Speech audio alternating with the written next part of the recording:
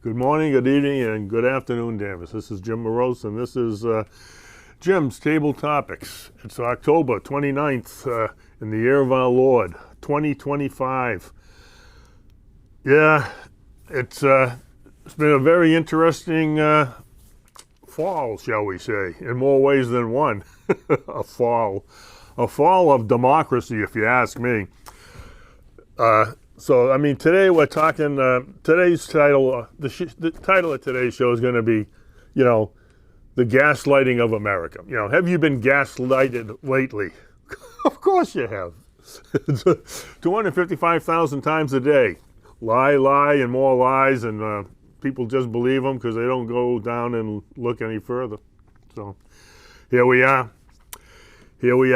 So, we'll try to get into some of the details of what's going on, but basically, what I'm talking about, the fall of democracy here, is the fact that the government's been shut down now for what, 22, 25 days? I don't know. It's just keep racking up.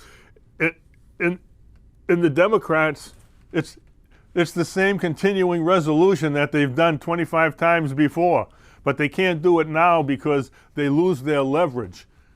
They lose their leverage, their political leverage. So that what they're basically saying is, we don't care how much the American people have to suffer, the government workers and people with the EBT cards and who's on government assistance and everyone. We don't care if you suffer as long as we have our political leverages so we can make the Republicans do something they don't want to do. It's funny how that works, isn't it? We all want, when the Democrats are in charge, oh, please, Republicans, please compromise and work with us. But now that the Republicans are in charge, can the Democrats compromise and work with the Republicans? The answer is a big no. Not only is it no, they want you to suffer for it. And I get a video that'll show you that, Catherine Clark is the congresswoman from Massachusetts in District 5. Seth Moulton's is District 6, so she's right next door to us in the Medford, Malden, that area down there. And basically she's saying, well, yeah, we know people are going to suffer, but we can't lose our leverage. We need our leverage. So we apparently, to read between the lines, we don't care if you're suffering. And it's the same thing. From Chuck Schumer to Hakeem Jeffries and all the leading liberal Democrats will not vote for it. And the only one is, what's his name? I can't remember his name. He looks like Lurch. Fetterman.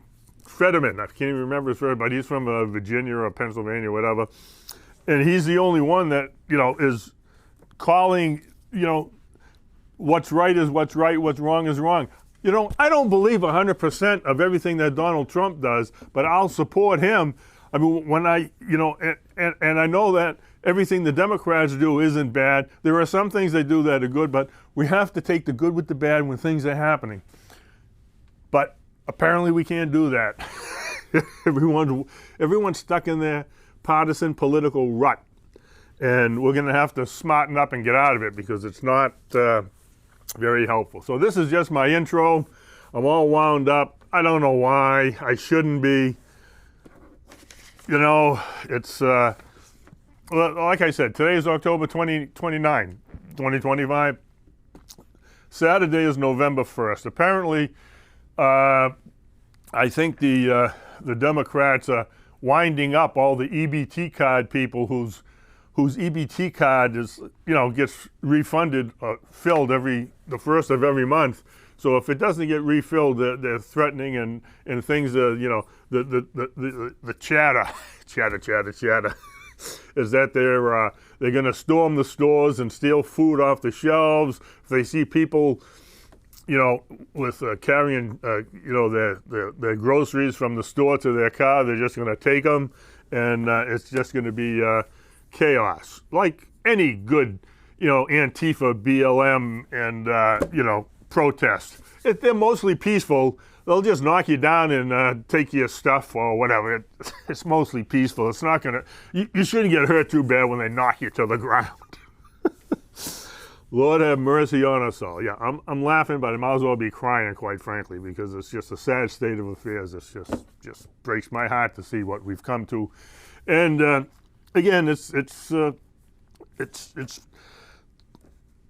where we are, and are we going to wake up in time to stop the stupidity? Because if Mamoni, whatever his name is, and becomes the mayor of New York, a confirmed, silver spoon baby spoiled kid, a communist and Muslim fanatic, if he gets elected, well, let's just see what really happens.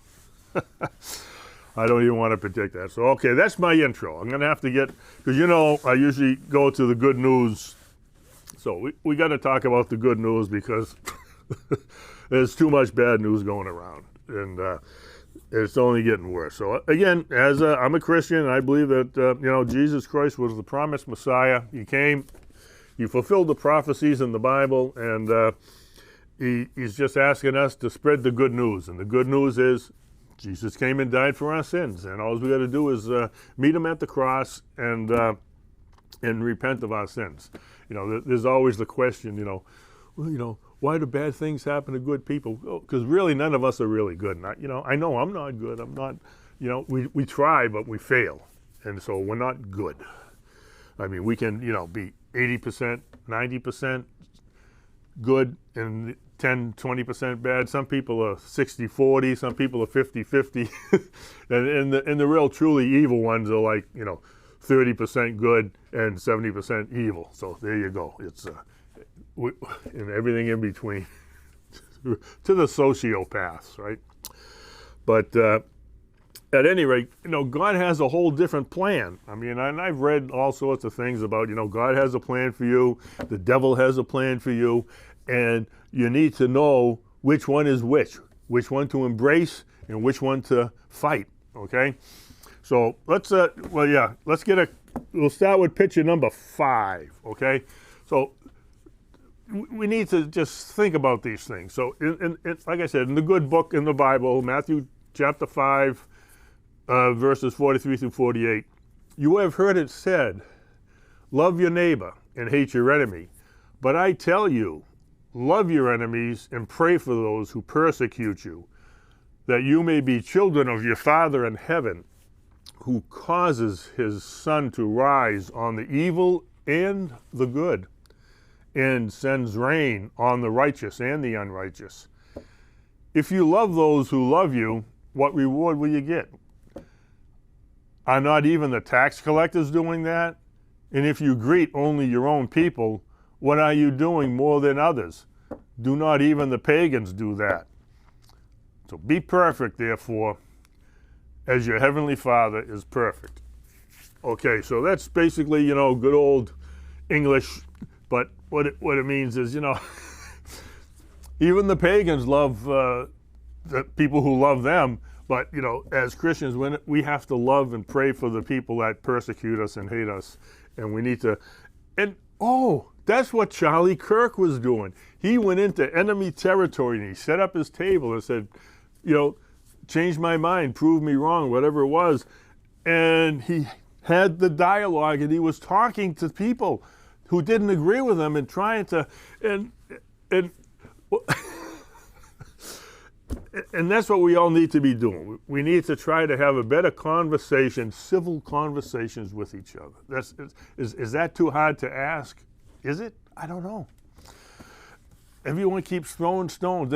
And again, yeah, you're right. It's the fringe people, the fringe on the left and the fringe on the right, just fighting and cheap shots over the bow at all times, where the normal people in the middle are going, can't we all just get along? Can we talk about this stuff? No, let's shoot a few people. Let's shoot off Trump's ear. Let's shoot Steve Scalise while he's playing baseball, and let's kill Charlie Kirk. And who else is? All this violence is coming from the left. Okay, it's coming from the left. The whole summer, BLM and everything. That's Satan's plan, hate and evil. Okay, let's go to picture number 6. So again, I kind of get off track sometimes because that's just the way I do it. So this is Philippians, chapter 4, verse 8, and it says, "Finally, brothers and sisters, whatever is true, whatever is noble, whatever is right, whatever is pure, whatever is lovely, whatever is admirable, if anything is excellent or praiseworthy, think about such things. Okay? And that's what God is asking us to do, is to think higher things, think higher thoughts. God's thoughts are higher than ours. And we need to know that in our human condition, we're not completely good. We're not, completely evil. There are some totally taken over by Satan. But yeah, we need to really focus on the good and pray for the evil. Focus on doing good. Try to move the needle to the good side. And what is good and what is bad? Well, I guess that's the discussion we need to have, isn't it? When you're being gaslit and protested, when they tell you the protests are peaceful, yet they're burning down buildings, they're looting and rioting and burning cars and just hurting. There's certain reporters that they've seriously injured, and there were over 50 people killed during the Summer of Love in those BLM Antifa riots, and they have been declared a terrorist group. But there was a meme that came out and it just said, "Oh yeah, Antifa and BLM are going to be sending a lot of money to all the people who will be hurt by the EBT card, funds not getting their funds." And they said, "Oh, only kidding. They've never helped anyone but themselves, and all the money that BLM and Antifa collects just goes to getting bricks and fireworks to shoot at the police and everything else." So that's Satan's plan. All right, let's picture number 8. We'll try to karma is an interesting word, and but even in the Bible it says in Galatians 6:7. Do not be deceived. God cannot be mocked. A man reaps what he sows. And so biblically speaking, karma is basically a man reaps what he sows. And so the definition of karma, which I kind of found there, just says the sum of a person's actions in his previous and states of existence, viewed as deciding their fate in future existences. So karma is, if you treat people like crap,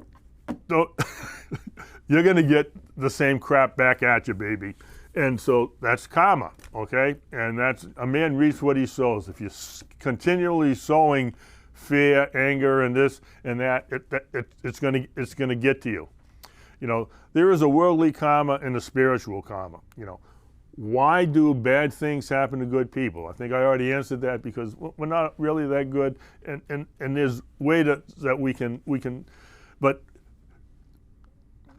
evil happens because we all have free will. God can't, if God stopped bad things from happening, then that person wouldn't have free will. And Satan has, this is his world. It's the worldly, fleshly world. And so, but you got to remember that God's ways are higher and superior to our lowly and inferior ways. That's why we need to succumb and work towards the higher power. And so that's where we are. So let's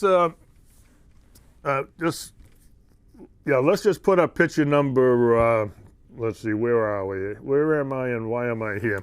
Yeah, picture number 7. So again, I just read all God's plans for us. And Satan's plan is, okay, very simply to put bad thoughts in your mind. And then those bad thoughts will turn into hateful thoughts. And then those hateful thoughts will turn into anger.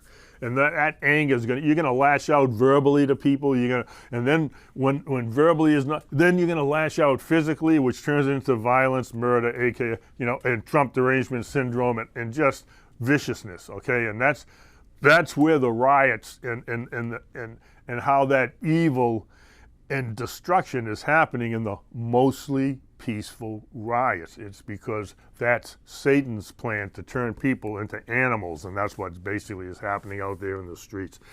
You know, it's not a peaceful protest when you block the street and there are people trying to get to work. There are people trying to get to the hospital to have babies. There are doctors trying to get to the hospital to save people, and you've closed them. That's not a protest.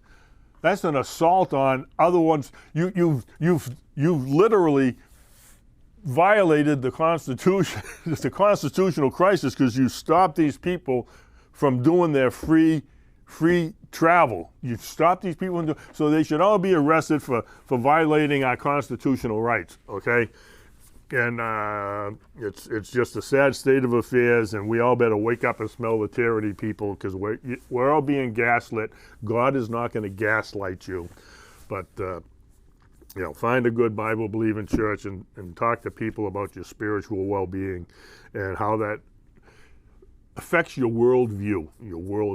Okay, so this will end the good news portion of today, but God have mercy on us all. Help us to be a little bit more understanding and a little bit more cooperative with our friends and enemies. We need to talk together and work out these things.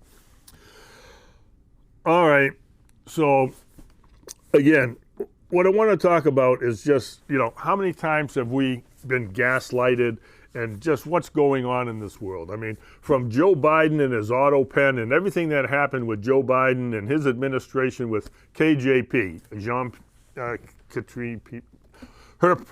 Joe Biden's press secretary, KJP. I mean, I've seen, when I turn on the TV, I always saw her saying all these stupid things, you know, that we know we didn't believe. But when I turn on the TV, I never, ever see Karoline Leavitt, because they don't like what she says, so they don't play her. So that's how gaslighting works, you know. They they play the things they want you to believe and trust, and it's over and over again. You repeat a lie over and over again enough, and people will believe it, as opposed to, you know, and then what they don't want you, then they don't play it. Well, they play it once and you never see it again, and it's just really small. I mean, they've done so many studies, it's pathetic. How everything the Democrats, you know, 99.9% of the Democratic news reporting is positive and glorious, and 95% of the Republican conservative point of view is negative. It's almost like evil incarnate from hell itself. So that's gaslighting. When it's the extremes, and the truth that's in the middle is not exposed. It's not talked about. So that's why we're going to come right up here. We'll cue up video number one. We'll go to Karoline Leavitt just to see what a real press conference should be and how we need to address the issues and what you're missing if you don't, you know, see what's actually happening. And some of these questions they ask aren't even questions. They're just lies built in.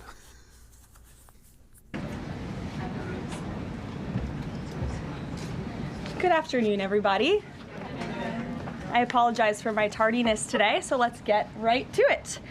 We'll begin today with some scheduling announcements for President Trump's upcoming trip to Asia. Tomorrow night at 11 p.m., the president will depart the White House to fly to Malaysia, where he will arrive on Sunday morning local time. It's a long flight. President Trump will participate in a bilateral meeting with the Prime Minister of Malaysia in the afternoon, and then he will attend the ASEAN Leaders Working Dinner that evening. On Monday morning local time, the president will fly to Tokyo. Tuesday morning local time, President Trump will participate in a bilateral meeting with the new Prime Minister of Japan. On Wednesday morning local time, the president will fly to Busan, where he will participate in a bilateral meeting with the President of the Republic of Korea, deliver keynote remarks at the APEC CEO luncheon, and then participate in a U.S. APEC Leaders Working Dinner. On Thursday morning local time, President Trump will participate in a bilateral meeting with President Xi of the People's Republic of China before departing to return home to Washington, D.C. On Thursday night, upon arrival in Washington, President Trump and First Lady Melania Trump will participate in Halloween at the White House, where they will welcome law enforcement, military, and foster families. And I know many of us look forward to that. In other news, we are now on day 23 of the Democrat government shutdown. Senate Democrats have voted 12 separate times now to keep the government closed. Innocent Americans are suffering every day as a result. More than 500,000 civilian federal employees will miss a full paycheck tomorrow. Thousands of small business loans are going unapproved each month. This means almost $4 billion in capital is being withheld from small businesses across the country. The Democrat shutdown is also causing severe impacts at airports across the country. In one single day this week, the FAA had to issue ground stops impacting flights at Houston's George Bush Intercontinental Airport and Hobby Airport. 13,000 air traffic controllers who ensure that we all fly safely are continuing to work without pay. This is egregious and truly sad. Some of them are reportedly being forced to turn to driving for Uber and taking on other second jobs to make ends meet as the Democrats continue to shut down the government. Pilots are calling on Democrats to end this dangerous political game. The president of the Southwest Airlines Pilot Association called for the clean continuing resolution to be passed, saying, quote, "Our air traffic controllers and the broader air traffic system are already operating under immense pressure. A government shutdown only compounds that stress and threatens the efficiency of our skies." The Airline Pilots Association International, which represents more than 80,000 pilots, is sounding the alarm as well. They said this shutdown is undermining our system's safety. Resources are stretched thin, negotiations are delayed, and strain grows daily. With the Thanksgiving holiday approaching, we are nearing the busiest travel period of the entire year, when millions of Americans will go to airports to spend time with their loved ones. Let us be very clear from the White House today. If the Democrats continue to keep the government closed, we fear there will be significant flight delays, disruptions, and cancellations in major airports across the country this holiday season. If Democrats continue to shut down the government, they will also be shutting down American air travel. The White House is in constant communication with the air traffic controllers, with the airline associations, and with them, we urge Democrats to please pass the continuing resolution so we can just end this madness and this chaos and reopen the government. These are very avoidable consequences. The unnecessary pain, unfortunately, does not end there. Funding for the Supplemental Nutrition Assistance Program known as SNAP, which provides food benefits to low-income families, is beginning to lapse this week in some states. If Democrats continue to hold Americans hostage, there will not be enough funds to provide SNAP benefits for more than 40 million Americans on November 1st. That is next week. Democrats are solely responsible for all of this unnecessary pain. Why are they doing it? To give taxpayer-funded health care benefits to illegal aliens, some of whom are violent criminals. During the 4 years of Joe Biden's administration, the Democrats forced Border Patrol to admit illegal aliens into our country with no legal status and minimal screening. A significant number of these individuals are the worst of the worst criminals: rapists, pedophiles, murderers, and even members of the terrorist watch list. Despite having no legal status, paroled aliens were able to file for work authorization, receive Social Security numbers, and access other benefits like Medicaid that are meant for Americans. Since I've found many in this room to repeatedly deny the reality that Democrats gave Medicaid benefits to illegals, and they continue to seek to do just that, I've brought a few verified examples for you today. These are examples of some of the illegals who received Medicaid benefits under President Biden's leadership, and this is what Democrats are wanting to do. This is why they are continuing to keep the government closed. An illegal alien from Laos was arrested for murder, robbery, and felony possession of a firearm. An illegal alien from Guatemala who was arrested for rape and burglary.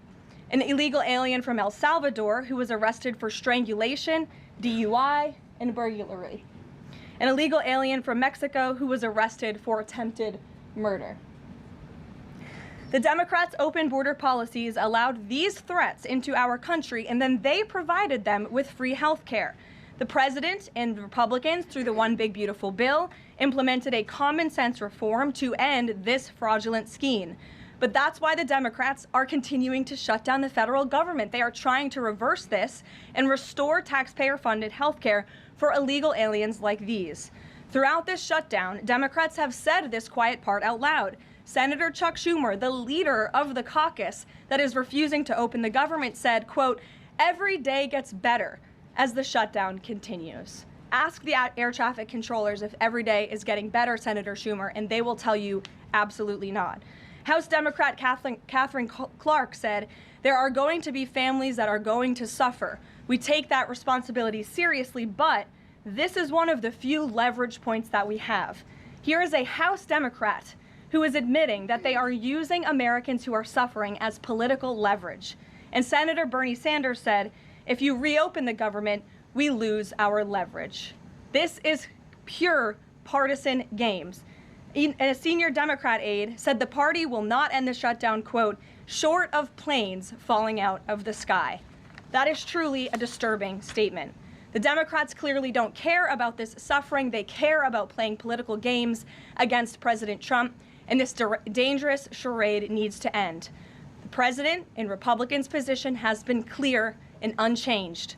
Pass a clean, nonpartisan funding bill to reopen the government. And then we can talk about all of the partisan issues that the Democrats wish to. If you're watching at home, we urge you to call your Democrat senators and tell them to put our country over their party and reopen the government today. Here in our new media seat, we have Brittany Gibson of Axios. Brittany, why don't you start us off for our Q&A today? Thank you for being here. Two questions, if I may, Caroline. First is, we understand that the president and Republicans will not negotiate on ACA extensions until the government reopens. If and when that happens, what does the president think should be, or what are his plans for preventing rising healthcare costs for Americans? It's a very good question, and I'll leave that to the president to negotiate that when Democrats vote to reopen the government. When it comes to lowering healthcare costs, the president is deeply committed to this. It's why he has spent so much time and effort negotiating with Big Pharma to lower the healthcare costs of prescription drugs. All of you have been in the Oval Office for multiple different announcements. We've had these most favored nations deals with these large pharmaceutical companies committing to lowering drug costs in this country. So it's something the president wants to do. And Brittany, one more point. I'll just point out the irony in Democrats holding the government and the American public hostage over a healthcare system that they created. The healthcare system was called Obamacare. Why? Because Democrats and President Obama implemented. And Republicans have always said it's a broken system, yes, but they caused it, and now they want to shut down the government to fix it. We need to open the government, and then we can have these very important conversations about healthcare.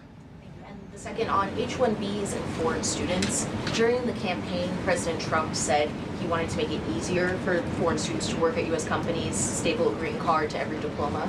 But the changes from several agencies now on H-1Bs are adding more obstacles to that. The administration is being sued over those changes. Can you explain the changes in the president's thinking on H-1Bs? The administration will fight these lawsuits in court. The president's main priority has always been to put American workers first and also to strengthen our visa system. We know for far too long the H-1B visa system has been spammed with fraud, basically, and that's driven down American wages. So the president wants to refine this system, which is part of the reason he implemented these new policies. These actions are lawful, they are necessary, and we'll continue to fight this battle in court. Garrett. Two questions on different topics, if you'll Sure. indulge me. On the pardon of Changpeng Zhao, and apologies if I'm mispronouncing that name, Binance has significant business interests with World Liberty Financial, the president's family's crypto company. How do you respond to the allegations from Democrats that this is a corrupt act? I would respond and say the president is exercising his constitutional authority to grant clemency requests. And the president and the White House have a very thorough examination of every pardon request that comes to the president's desk. It is thoroughly reviewed by the White House Counsel Office, and I spoke with our great White House counsel about the pardon after it happened. This was an overly prosecuted case by the Biden administration. Even the judge in the case admitted that the Biden administration was pursuing a egregious over-sentencing of this individual, and the previous administration was very hostile to the cryptocurrency industry. So the president wants to correct this overreach of the Biden administration's misjustice, and he exercised his constitutional authority to do so. And to the Democrats, I would just say there's nothing more corrupt than what President Biden did on his way out the door, pardoning his extremely corrupt son and many of his associates. On the ballroom, first of which will probably be several questions about this today, I imagine. Is it a big story? It seems that way. The president's cost estimate has changed several times. I think it's up to $300 million now. Given the nature of all this, will the White House commit to releasing all of the donors and how much they're spending and how much of his own money the president is putting on the line to this? We have released the full list of donors thus far. Perhaps there will be more people who want to generously contribute to this project. And the president, yes, has committed his own resources. And when he releases that information, which I'm very confident he will, you will all see that. We'll see a dollar figure from the president? Yes, Okay. you will. And I would also just add the president has been incredibly transparent. I would reject any notion otherwise when it comes to this ballroom project. It's something he personally has obviously taken an interest into and has talked with all of you in this room many times about. You have seen the model in the Oval Office. Last night he showed that for you. But when this plan was presented and when these renderings, as soon as they were complete, the president directed me to come out here and to share them with all of you. I did an entire opening remarks about what this ballroom project was going to look like. With any construction project, there are changes over time as you assess what the project is going to look like, and we'll continue to keep you apprised of all of those changes, but just trust the process. This is going to be a magnificent addition to the White House for many years to come, and it's not costing the taxpayers anything. The president is privately funding this ballroom addition to the White House grounds. Jennifer. To follow up on that, one thing that's not in the president's model is the East Wing bunker, the president's emergency operations center. Can you say if his update, that $300 million, does that include the cost for upgrading that bunker? Look, like any security enhancements that are made on the White House grounds, those will be made and maintained by United States Secret Service. As for the cost of the ballroom and the construction itself, all of that is going to be, like I've said, privately funded and paid for by the president himself and many generous patriots who have stepped up. Is included in that funding? Correct. Okay, and then can you say, well, that's right, I'll skip that one. Thanks. Thank you, Caroline. More ballroom questions. Okay. So the White House has explained that the reason you didn't submit construction plans to the NCPC is because that commission, along with others, don't have oversight over demolitions, but only over construction.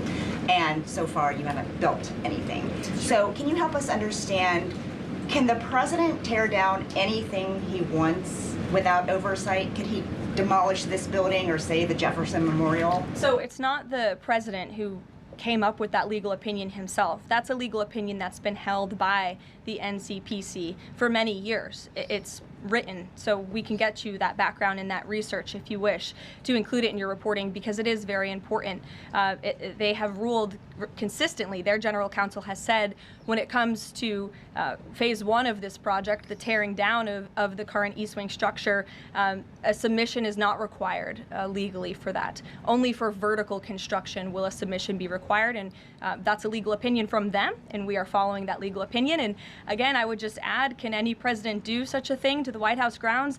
There have been many presidents in the past who have made their mark on this beautiful White House complex. This briefing room, as you all know, was not once a briefing room. It was a swimming pool. There have been presidents who have completely torn down the executive mansion. If you look at what President Truman did, some of the photos of the construction project that took place in those years, I think sitting here today, we're all grateful for those efforts and the modifications that happened at that time. And again, in due time, the East Wing is going to be more beautiful and modern than ever before. And in addition, there will be a big, beautiful ballroom that can hold big parties and state visits for generations to come. So it sounds like the answer is yes, he can tear down whatever he wants. And then secondly, I mean, That's not what we're saying. That's a legal opinion that's been held for many years. and interpreting it. No, it's something that presidents have done for years and years. In fact, I have some photos here. Thank you, Pat, to show you the construction that's taken place on the White House grounds. This is the construction of the West Wing in 1902. Look at this, the construction of the West Terrace in 1902. These images look quite similar to what you and the American people are seeing today, the construction of the East Terrace as well. You look at the construction of the West Wing expansion in 1934. So look, this is a legal opinion that's been held for many years. Look at, this is 1950. That looks a lot like what you were seeing today. Can he demolish anything he wants? What do you think without that oversight? rubble is? How did that rubble get there? Right, so I'm Demolition. asking, Right. and then back to the donors. Go ahead, Reagan. Many of them are, Two Reagan, questions go for you, ahead. one on immigration and another on Venezuela. It's being reported that the semi-truck driver suspected of killing 3 people in a DUI crash is an illegal immigrant who came in under the Biden administration. Do you know if California gave him a commercial driver's license? And then it also appears that California largely has not been cooperating with English proficiency standards. I'm wondering if the administration has any further plans to punish the state. Yes, I can confirm that California gave this individual a license, and it is something that the Department of Transportation has already looked into. I know Secretary Duffy, who's doing a phenomenal job, has spoken on this many times in the crackdown that the Department of Transportation is taking on these licenses that are wrongfully being issued to people who clearly do not deserve to uphold these positions. As for this case in California, on October 22nd, ICE lodged an immigration detainer for this individual following his arrest by local authorities in California on charges, as you know, of manslaughter while intoxicated and driving under the influence. He killed 3 people, and he first entered the United States in 2022 through the southern border, and he was released into our country by the previous administration. So now ICE has lodged a separate detainer for this individual, and these tragedies are following a disturbing pattern of these criminal illegal aliens being issued commercial vehicle licenses. And so yes, the Department of Transportation is absolutely cracking down on that. I'd defer you to them for any specifics. Venezuela, President Trump has said Maduro doesn't want to mess with the United States, and this administration is Okay, welcome back. So again, when you look at a press conference, I mean, you know, I hate to say it, but Caroline Leavitt is got to be the gold standard. I mean, I've seen some, you know, again, if we just look at what we had to put up with KJP, she was mumbling, bumbling. Caroline knows her stuff, and some of the questions. I mean, like she said. You know, the Democrats can't keep up with Trump. Trump learned his lesson. In his first term, they impeached him 5 times. They were suing him and doing all sorts of just stopping. They wouldn't let him do anything, although he did do a lot of stuff. So he had 4 years off while Biden was, you know, sleeping on the beach and falling off everything he tried to climb.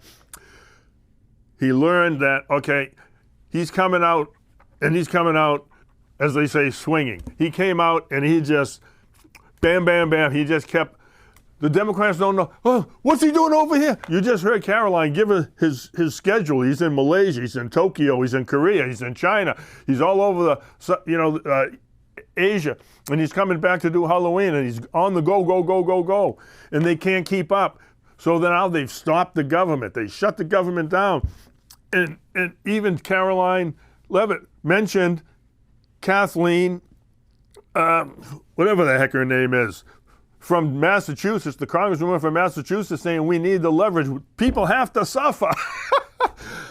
It's sad. It's just sad. I can't even underestimate how sad it is that we've come to this point, that the Democrats are going to let you, the American people, suffer because they need their political power. And this bill does nothing. And they're holding out to fix the health care problem that they created. Republicans didn't vote for it, you know, but the Democrats had all the votes, so we couldn't stop them. Maybe a couple of Republicans voted for it. It didn't matter, but Obamacare came in, and everyone knew it was a riddle with holes. Of course it was. In fact, that's one of the bills that, you know, I hate to, it was like, maybe 1,200 pages, and then by the time, you know, they passed the bill at 1,200 pages, as Nancy Pelosi would say, well, you have to pass the bill to see what's in the bill, so you pass the bill at 1,200 pages. By the time it goes through the bureaucratic process, it came out like 3,000, 4,000 pages. They just tripled the amount of bureaucratic stupidity in it, and it's just pathetic. It's pathetic. Washington is broken, and we need to get rid of everyone that's down there. They need to be voted out of office because they've all been down there too long. The longer they are, the more corrupt they are. It's just that simple. And people are going to have to wake up and smell the tyranny, or you know, they're going to turn this country into a socialist state. And you know, when the Berlin Wall came down, you know, that big communist socialist paradise, when the wall came down, was everybody rushing in or rushing out? Yeah, they rushed the heck out of there. Just like people try to get the heck out of Russia and Venezuela and every place else. When the communists really take over, they take over. Okay, so just to be clear, the difference between a communist and a socialist, the socialist says, do it my way or we're going to call you names and make you feel bad and bully you. And a communist says, you do it my way or you're in the gulag or you're dead. Take your pick. Okay, so that's the difference. That's where we are right now. Okay, and all right, I can't keep up with myself, so we're going to cue up the second video. And again, just remember the press corps. As you can see in this next clip, you've got Tulsi Gabbard and Caroline Levitt. It's just a short clip, but it's very loaded with just how, again, the press corps and the media, they lie in their questions, they lie and they distort and they focus on all the wrong stuff. It's what I call gotcha journalism. Gotcha, gotcha, gotcha. They ask these stupid questions like, we're trying to, make the country better, and they're just focusing on all this stupid stuff like the ballroom. Can he just knock down anything? No one can just knock down anything. There's processes and procedures that people go through. They had to talk to the NCIC or whoever they are, NCPC, and go ahead, fire it up. Let's get this one clip done.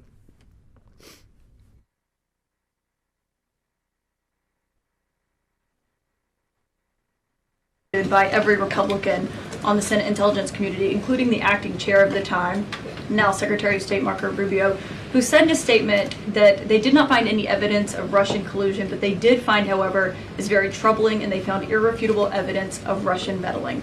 One, are you saying that he's wrong in that statement that he made then? And secondly, what would you say to people who believe that you're only releasing these documents now to improve your standing with the president after he said that your intelligence assessments were wrong? Well, first I want to correct something that you stated, which was citing the Senate Intelligence Committee's report as being one and the same. I think you said the intelligence community. The Senate Intelligence Committee has a very different function than the Office of the Director of National Intelligence. The evidence and the intelligence that has been declassified and released is irrefutable.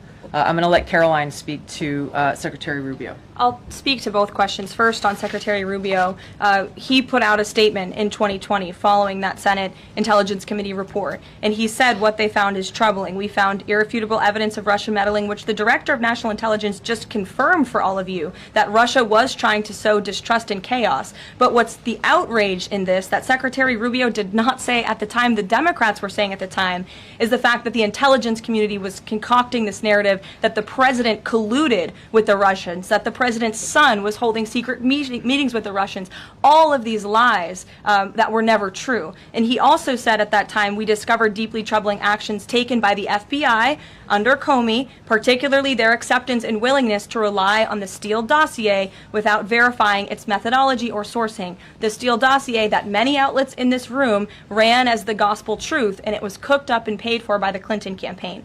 As for your second question, Caitlin, I think who is saying that she would release this to try to boost her standing with the president? Who has said that? Well, the president has publicly undermined her when it came to Iran. He said she was wrong. He told me that she didn't know what she was talking about. That was on Air Force One on camera. The only people who are suggesting that the Director of National Intelligence would release evidence to try to boost her standing with the president are the people in this room who constantly try to sow distrust and chaos amongst the president's cabinet, and it is not working. I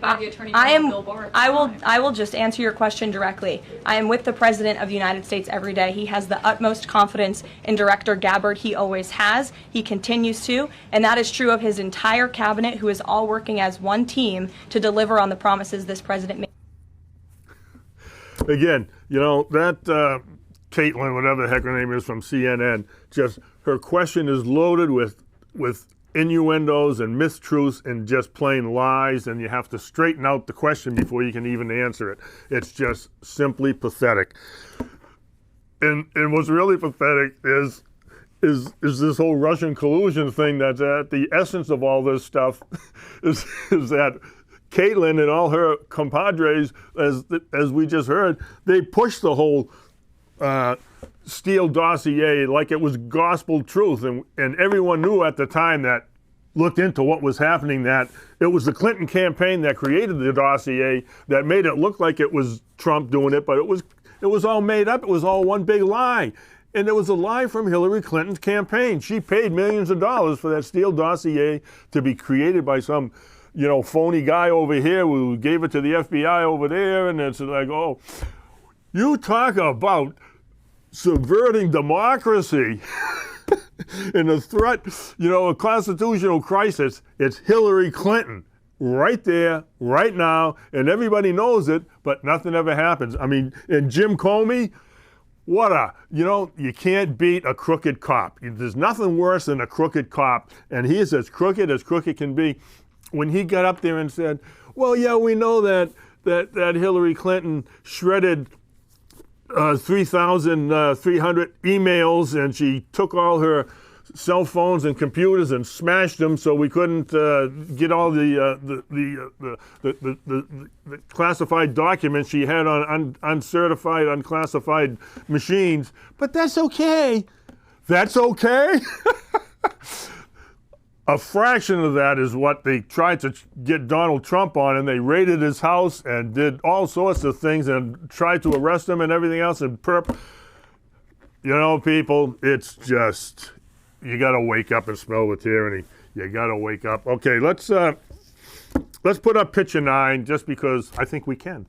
And this is again gaslighting. We're being gaslit by all these people. So what is gaslighting? It's the practice of psychologically manipulating someone into questioning their own sanity, memory, or powers of reasoning. He said he was the victim of gaslighting.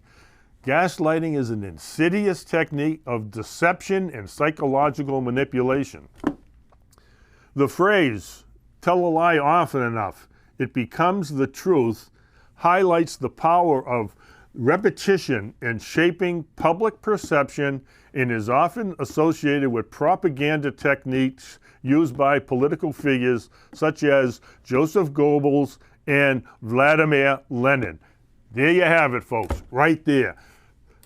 Gaslighting is manipulation, it's psychological abuse, and it's propaganda, and it was created by Lenin, who is the communist, and George Goebbels, who is the Nazi socialist. That's because a Nazi is a national socialist, that's what it is. So if you're supporting the people, you can tell you've been gaslit if like Jeff Foxworth used to say, you can tell you're a redneck if you ever cut your grass and found a car, you might be a redneck. So you are radicalized or gaslighted if you think it's okay to celebrate the murder of an assassination like Charlie Kirk, or if you call Trump Hitler and a Nazi but support the Jew haters and killers of Hamas and Palestine. Look at you can't have it both ways. You can't. What you're calling Trump is what you are. Lord have mercy on us all. Okay, so again,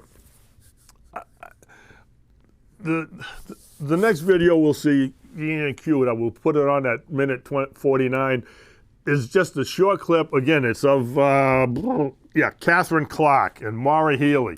So you can get a little flavor for local stupidity as well. But Catherine Clark, again, she's our congressman from Massachusetts, District 5. We're in District 6 with Seth Moulton. And she just comes right out and tells you, you heard Caroline Leavitt, she'll plop up her picture of Catherine and say that she's proud to, to let the people suffer so they can have political leverage and this political games. That's all the Democrats can do is play political games. And let it rip. There will be, families that are going to suffer. We take that responsibility very seriously, but it is one of the few leveraged times we have. So I just want to be clear with the public. This is what is happening. Governor Healey knows a thing or two about leverage and suffering. Remember what she's done to harm the taxpayers of the Commonwealth. Spending over $1 billion for migrant housing, seeking additional benefits for non-citizens, pushing for new taxes on candy and prescriptions, to giving cities and towns more power to raise local taxes. And let's not forget Heating costs? Policies that are driving up your energy bills. I never stopped pipelines. Remember, I stopped 2 gas pipelines from coming into this state. I always want to be straight with the public about what's really happening. When Healy seeks to place blame for something happening here in the Commonwealth, she should look no further than her own mirror. Again, you can't make this stuff up, the Congresswoman says, yeah, we know people are going to suffer, but we need our political leverage. It's that simple. And you can spin it any way you want, but the Democrats have the power to just, there is no, if they sign the continuing resolution, it's just going to open up the government so people can get their paychecks and do whatever it is that they got to do. It has no political value whatsoever, except that they want to spend billions of dollars to add illegal aliens to health care and add illegal aliens to get EBT cards and all whatever the heck. They're just playing political games, and no one wants to vote for that stupidity. And I don't know. I just don't know anymore. I just don't know. So, at any rate, we're going to have to start winding down. I got 10 minutes left to try to undo all sorts of stupidity that we've gone over. We went, bad things. Oh, so just to give you an example of gaslighting, let's put up picture 4. So this was a little interesting thing, whether it's true or not, it certainly does. Okay, so when I was in the 7th grade, our teacher put on a video and told us to take notes. 10 minutes in, she threw back the lights on and shouted at Stephen Webb Sladecki, telling him he wasn't taking notes and that he should have been. But the thing was, Steve was taking notes. I saw it, we all saw it. The teacher asked if anybody wanted to stand up for Steve. A few of us choked out some words of defense for Steve, but were immediately squashed. Quickly, we were all very silent. Steve was sent to the principal's office. The teacher came back in the room and said something like, "See how easy that was?" We were reading Anne Frank. I started to understand. I just thought now how was a good time to share this story. Don't ever let anyone tell you that what you see with your own eyes isn't happening. And that, my friends, is how gaslighting is. So just in case you're not, so Anne Frank, there were people that were hiding Jews so that the Nazis, the Nazis wouldn't take them away and put them in the concentration camps and kill them. And so, people tried to, stood up and tried to stop the Germans from doing that, and they hid Jews. But some people didn't, they were too scared. They said, no, nothing's happened. They didn't want to know. So when you see something, we say the same thing today, right? See something, say something. See something, say something. And so we need to wake up and smell the tyranny and find out what's really right and what's really wrong. Okay? There's just so many issues, so much time, and again, I guess I can't. We'll just close it up. Let's put up picture number 2, and just again, just so you can have a little picture of the most peaceful protests. Satan's plan for your protest and political activity is right there on the top, and God's plan for your political activity is right here on the bottom of thoughts and prayers, which, by the way, is something that the people, mock and ridicule, that thoughts and prayers. What good is that? You got to take action. Well, I've already talked about that, yeah. Thoughts and prayers are taking action. We take action when we can. We can't affect, there are certain issues that are out of our hands. We can only hope and pray that God will send someone in that area to take care of it. And that's all we can do.